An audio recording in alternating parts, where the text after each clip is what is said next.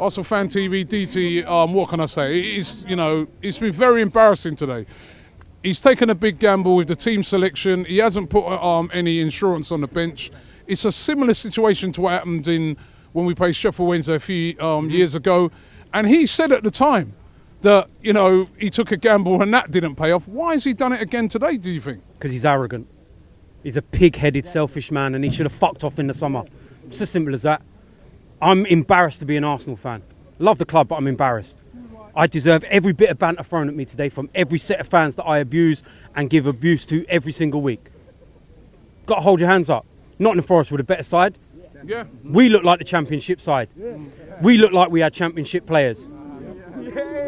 There's no getting away from it. Because even in the second half, when we were 2-1 down, you can't say that we created much. There was nothing. We didn't create anything, did we? We weren't creating nothing. And it's the same old. And a lot of the experienced players, like your Danny Welbecks, your Theo Walcotts, what do they do?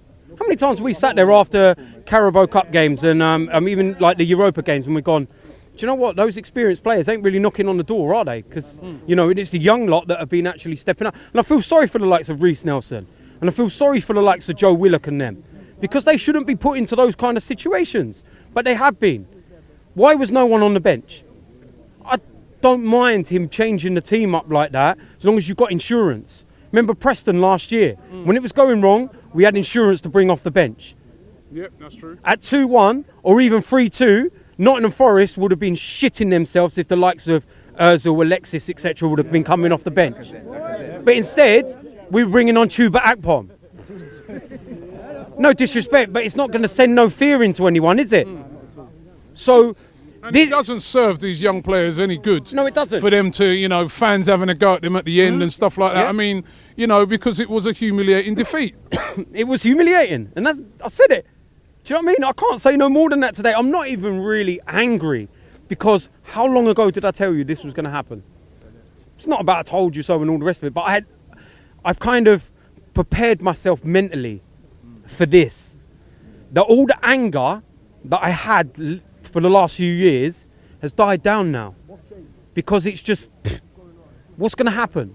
We protested. It's surprising though that he's done this today, because this is the one competition that, over the years, 3 times out of the last 4 years he's won it, and it's surprising that he hasn't said to himself, well, let me put a bit of insurance on the bench. Nottingham Forest, they're going to have a go. They're without a manager, Robbie, they're going to have a go at it. Robbie, arrogance. That's what it is down to. Arrogance. The man is an arrogant individual. And the sooner he's out of this club, I can actually start breathing again.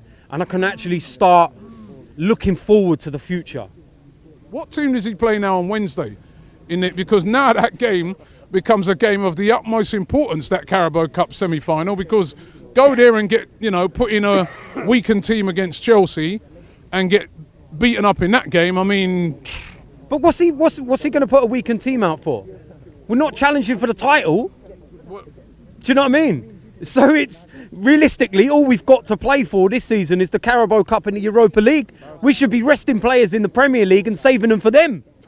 That's how bad it's got. Do you know what I mean? And like I said to you, Robbie, you've been interviewing me a long time, and you've seen me when I'm so angry. And I sat there and we've had conversations off camera, and I said to you, it's like apathy now. It's just, I'm so used to it. And I'm just like, you know what, it's going... Wenger's not going anywhere right now. So what's the point in me sitting there kicking and screaming? What's the point in me sitting there bringing out banners and things like that? Because he just sits there and sticks his middle finger up at us and goes, yeah, whatever, off you go. Because he knows he's safe.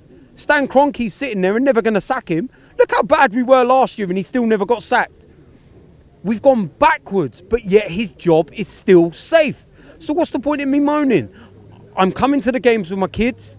I'm trying to enjoy it the best I can. And when we lose, I'm not letting it rule my life. I'm not letting it ruin my weekend, because I've got bigger things to worry about in my life. And that's my family, my kids, my health.